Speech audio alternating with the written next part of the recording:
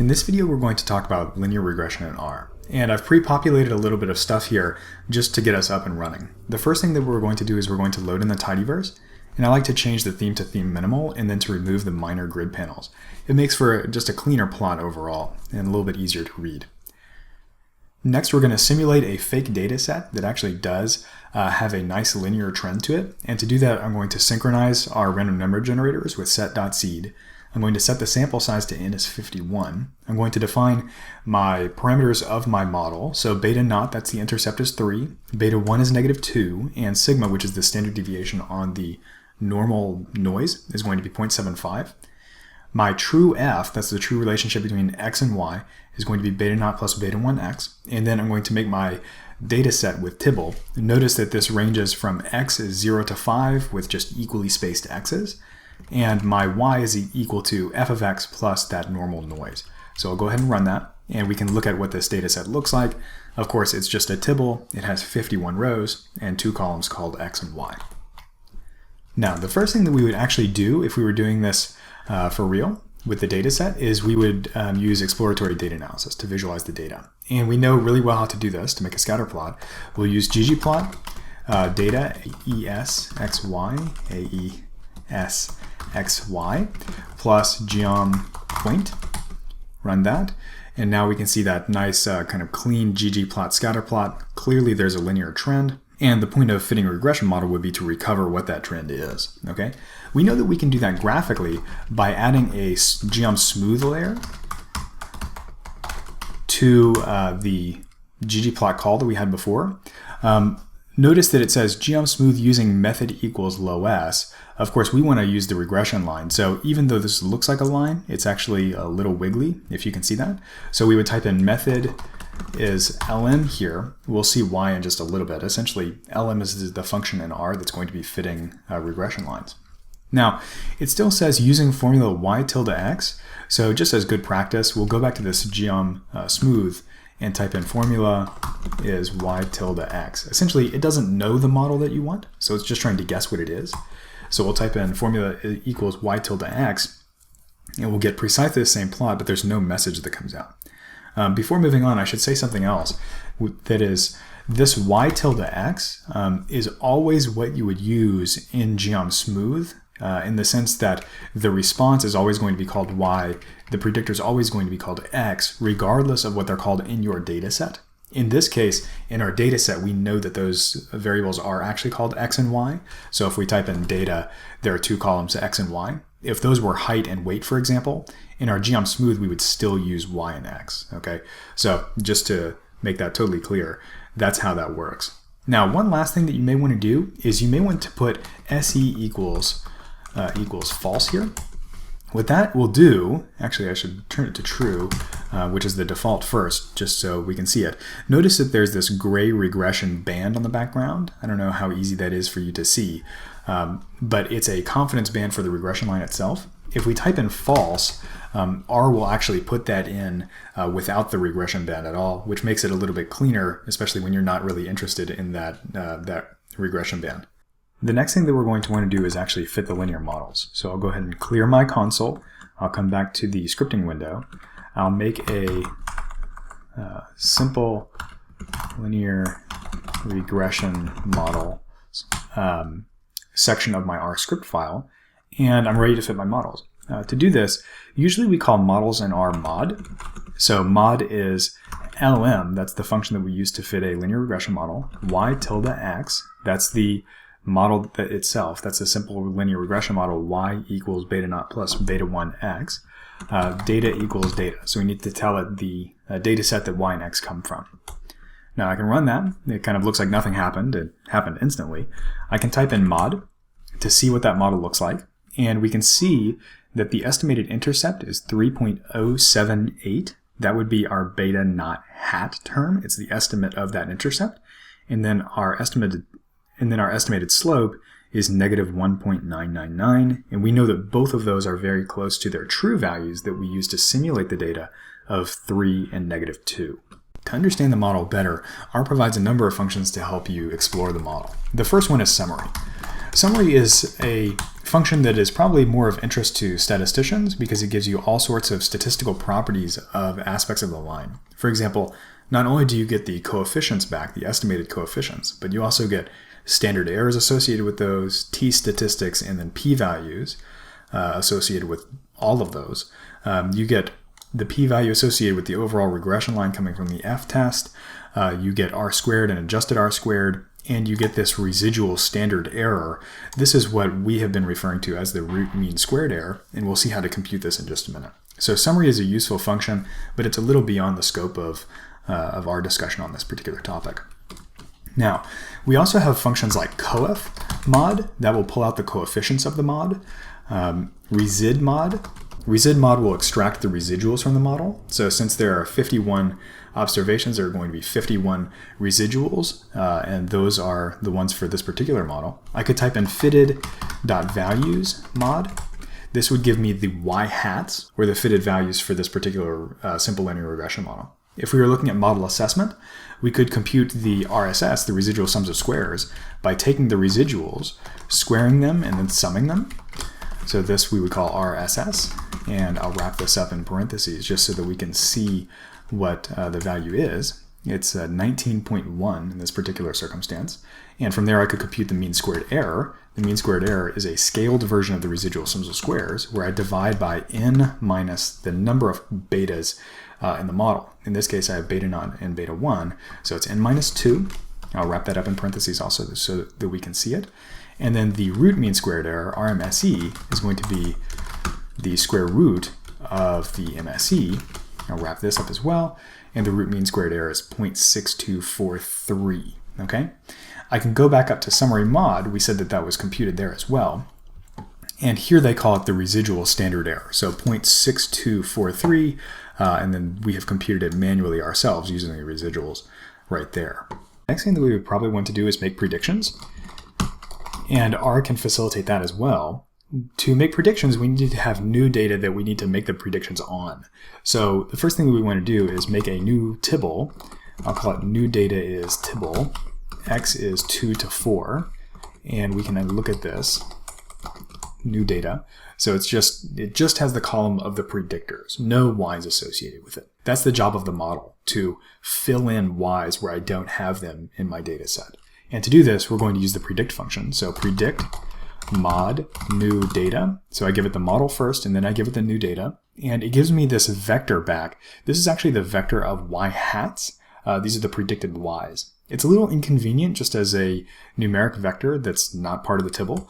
So we can use the tidyverse programming style to add those. For example, I type in new data. I'll pipe this into mutate, since mutate is the function that adds columns. And I will call this ypred equals predict mod dot. So this dot is of course going to refer to the new data frame that we're piping in. When we do this, we get a tibble back. The tibble has two columns, x and ypred. That ypred is the predicted values for each of those x's. It just so happens in this particular case, since we simulated the data set, we know what those y values should have been, and we can add those as well. We may call those y true is f of x. Remember, f was the true relationship between x and y. And when we do that, we see that the y predicted values are really close to the y true values. So negative 0.92, negative 1, negative 2.92, negative 3, negative 4.92, and negative 5. All of those are really close to one another. So our model is doing well, which is not surprising because we constructed it that way. Now that we know how to extract components of the model and compute assessment statistics and make predictions with the model, it's also helpful to visualize aspects of the model. And to do this, I'm going to start with the data set, and I'm going to add two new columns to it. Data mutate E equals resid mod. So I'm going to add the residuals to it as another column, and I'm going to add the y-hats to it. That's with fitted.values to add the y-hats to it. So that would look like this, and I'm actually going to save the data set over just so I can make easy use of this. And I want to show you what these look like graphically. So if I'm just to use my scatter plot from before, I could type in ggplot data AES XY plus geom point. This adds the geom point layer, just a simple scatter plot between x and y. But now I'm going to add a new geom point layer where the y's are going to be the y-hats. And maybe what I'll do is I'll color those blue so that we can actually visually distinguish them. The y-hats are going to be the estimated value of y for the x, even though that x is known. So for example, when x is 0, this was the actual observed value, this black dot right here, and the blue dot is saying what the estimated model would have predicted for that value. Now, since those are the predictions, they're all in a line, because that's what the model is. Usually we wouldn't use geom point here, usually we would use geom line here. And when we do that, we get the scatter plot with the regression line on top of it. It's just tying each of those points together, each of the blue points together with a line. We can also use the same kind of graphic to add the residuals. And to do that, we're going to use a new geom segment, which is going to add little line segments. Now, geom segment works by joining line segments, or drawing a line segment between two different points, one point xy and one point x end y end. Here, the xy point that it's going to start with is the observed value, but I still need to give it an x end. The x end is going to be the same x as before. These are vertical line segments that I'm adding. And the y end is going to be the y-hats. Okay? So I'll go ahead and run that. And now I have little regression line segments that draw the points from the observed values back to the regression line. And we could even do something a little bit more involved, like I could color them by whether or not the residual is positive or not. Okay? So here I've colored them. Notice that the positive residuals get that kind of teal color and the negative ones get that pink color. And if I wanted to, of course, I could maybe remove the legend here, scale color discrete, guide is false. That'll remove that. And probably I would move the line segments in the back so that they don't kind of sit on top of the points like that to make a little bit cleaner plot here. So this is a nice plot. It doesn't tell us really that much more than what we saw before, but it is very helpful in understanding the linear model itself. We can also use the same data set to create a residual plot. To do that, we would say ggplot, this is simply a scatter plot, data, AES, x, and on the y-axis we have the residuals themselves, which we called E, plus geom point. Now, when we make this plot, we essentially don't see any real structure in this scatter plot here, which is precisely what we're looking for. If we saw structure here, we would be really concerned. So this is actually an example of a good residual plot. If we're diagnosing things, we may also want to look at the distribution of the error terms. So one of the ways to do that would be, say, to make a histogram of them. So this is a histogram of my fitted residuals, or of my observed residuals. And the idea is that hopefully this would be normally distributed. This would follow a kind of bell curve. And maybe to some extent it does. Statisticians generally are uncomfortable with making a assessment of normality using simply a histogram. Usually we want to use something called a QQ plot, which is a little bit outside of this course, but I can show you how to make one. You type in stat QQ, open close, plus stat line, stat QQ line, and this aesthetic is not called X anymore, it's called sample. So sample is E, and what we're getting here is kind of like a scatter plot with a line on top of it.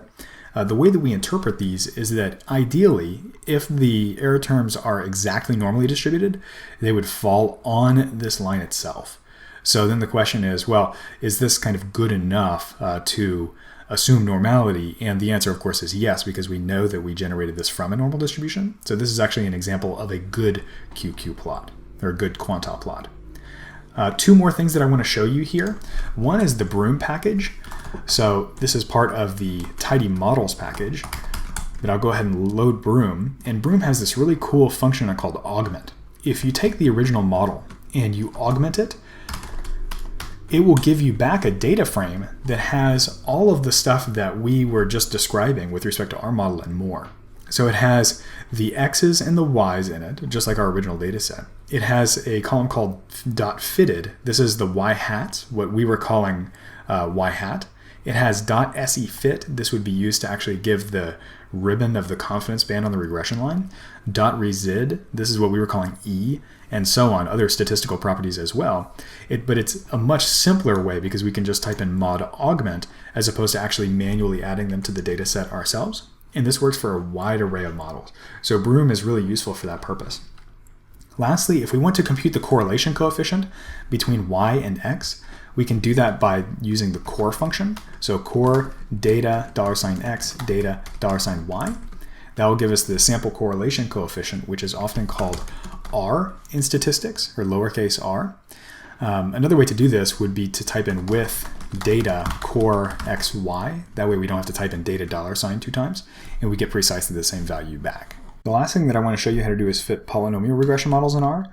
Polynomial regression. And to do this, we're going to use the ln function again. And again, I'm going to pre-template a data set that we can use. So I'll set the seed to 4. I'll set the sample size to 51. I'll set my regression parameters, the intercept, slope, and x squared term, the sigma term, the true f. Here the true f is going to be beta naught plus beta 1x plus beta 2x squared, and I will create my tibble. The tibble looks exactly the same as before, but graphically it's going to look a little bit different. So if I go down here and I say EDA, so ggplot data AES xy plus geom point, we're making a scatter plot. This is the scatter plot that we see. We intended to create a parabola, so it's good to know that we actually created something that looks parabolic, and clearly a line would do poorly here. So if I were to add a geom smooth layer with method is lm and formula is y tilde x, I get a regression line back. There's nothing that stops it from actually making that, but clearly it's a really poor fit. Okay, to add a quadratic term to a formula, you type in plus I x squared, like that. It looks a little odd. You may think just plus x squared, but you really need to put that I around it, otherwise it won't work. So here we have a best fit parabola to the data set that we're interested in.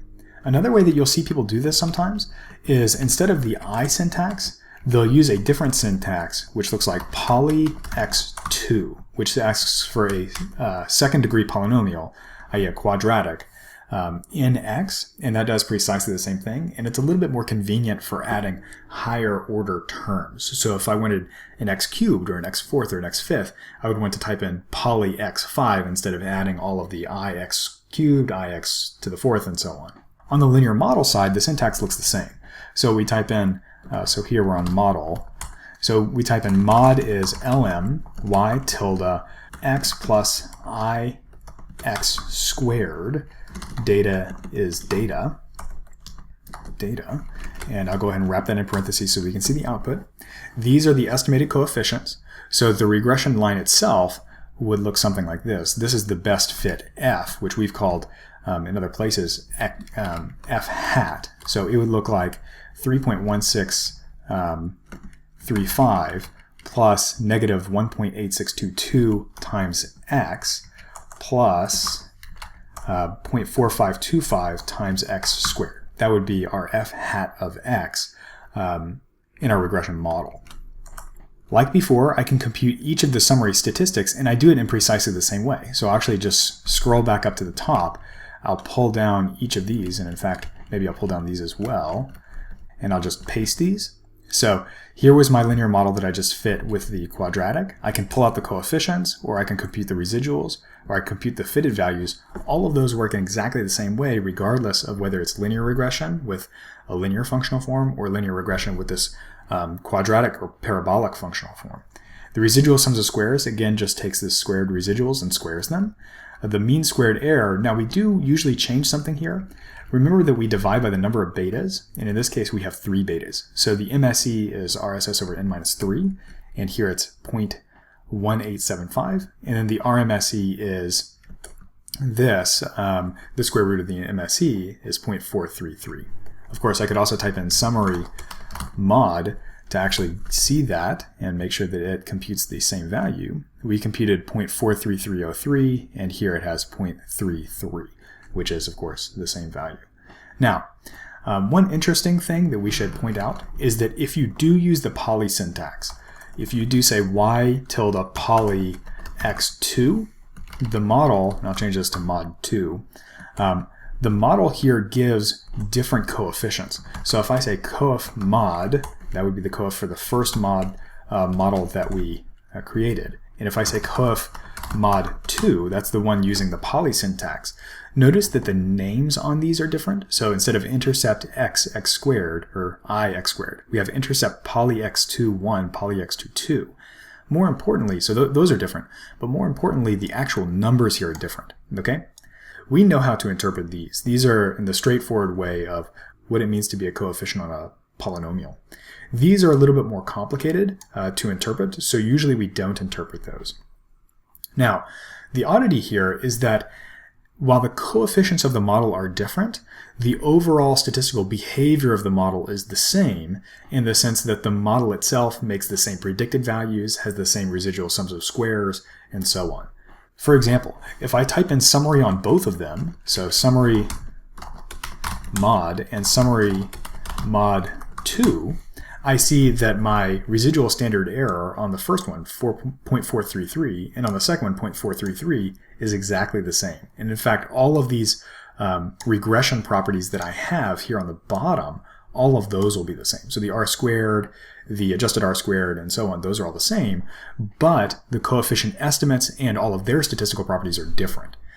There's actually a transformation going on under the hood when you use poly that's changing things. So just be a little bit careful if you're trying to interpret coefficients that are coming out of poly. If you really want to do that, when you use the poly function, type raw is true, and that will give you precisely the same model that you get when you use the I syntax. The coefficient names will look a little bit different. So here's the coefficient name on x, and then here's the coefficient name on x squared, but the actual values are going to be identical in those cases, as are the residuals sums of squares, and so on. So that is linear regression in R.